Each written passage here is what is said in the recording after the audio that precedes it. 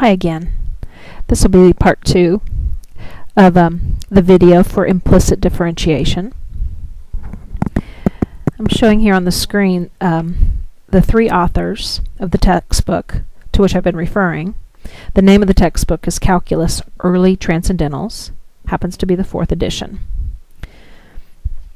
And I've made note of a good website that goes along with this textbook and others, college.cengage.com.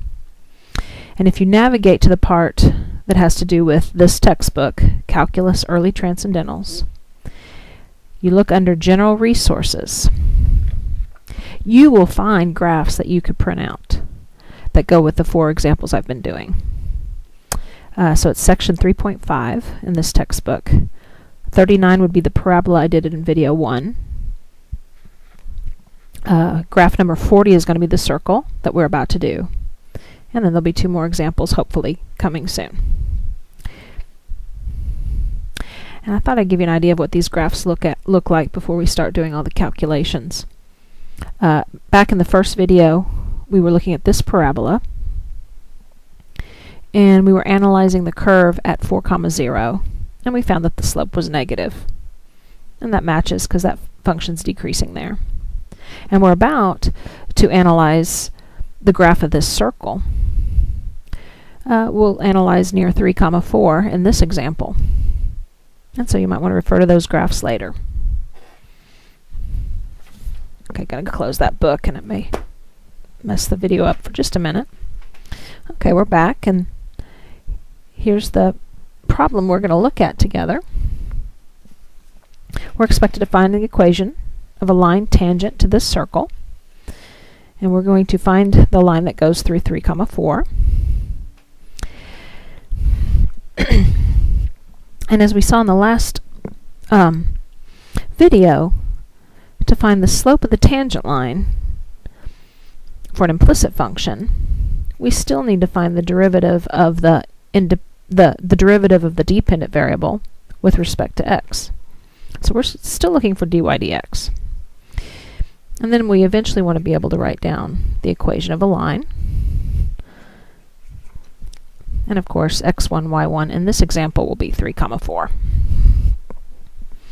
The first thing we saw in the last video is that we needed to differentiate both sides. And when I write WRT, that's going to stand for with respect to.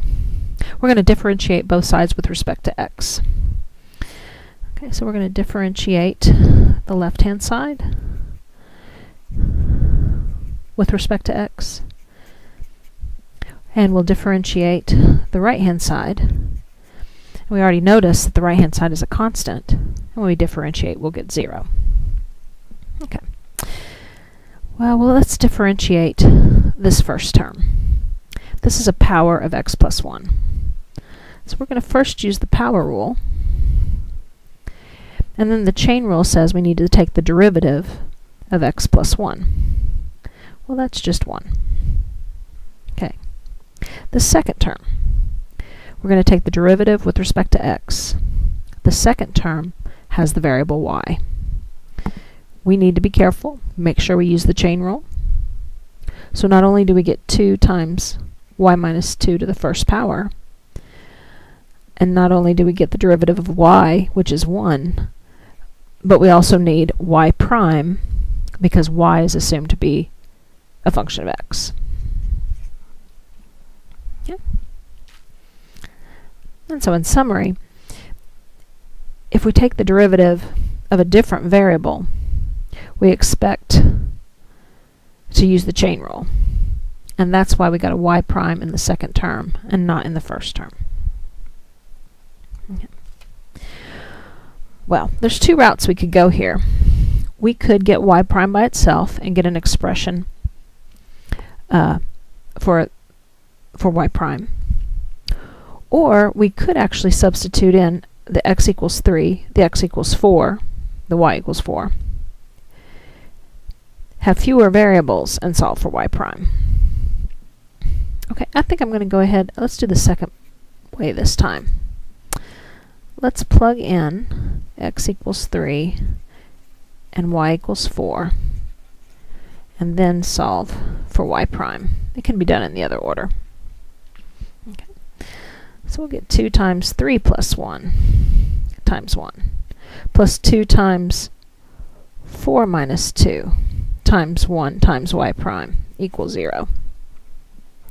And simplifying a little bit, we see that we get 2 times 4, or 8, plus 2 times 2, which is 4, and I don't need to forget the factor of y prime there. Much easier linear equation to solve now. We can subtract 8 from both sides, divide by 4,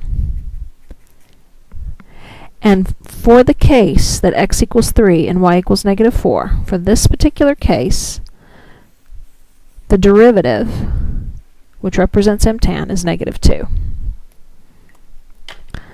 So we've arrived at a point where we can write the equation of our line. The slope is negative 2.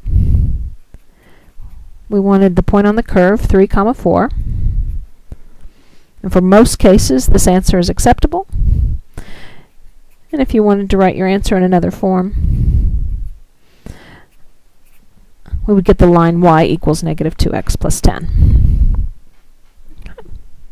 So we'll stop the video there pretty quickly and go on to, we will be looking at example 3 here in just a minute. I'll give you a preview.